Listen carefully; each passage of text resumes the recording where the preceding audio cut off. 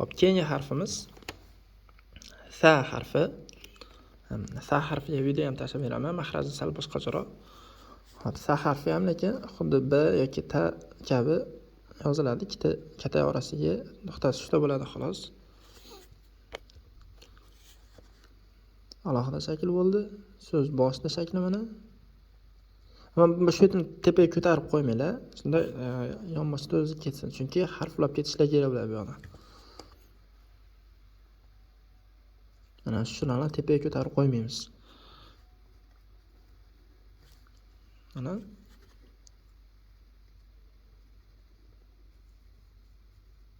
Mana shu shaklda yozamiz. Lug'atlarni yozamiz. Asasun ha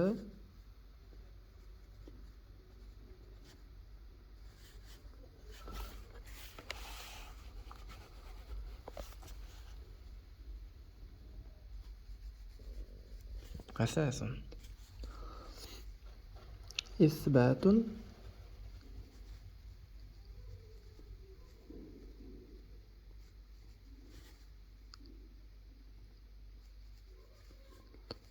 xato qilib qo'ydim buni. Isbatun. Uchta nuqta qo'yib qo'ydim. Ikkita nuqta qo'yasiz atagi. Sabitun.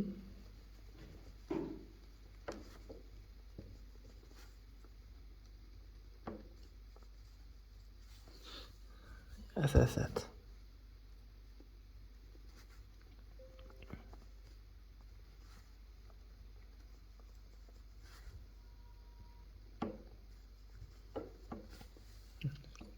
Shu shaklda yozamiz.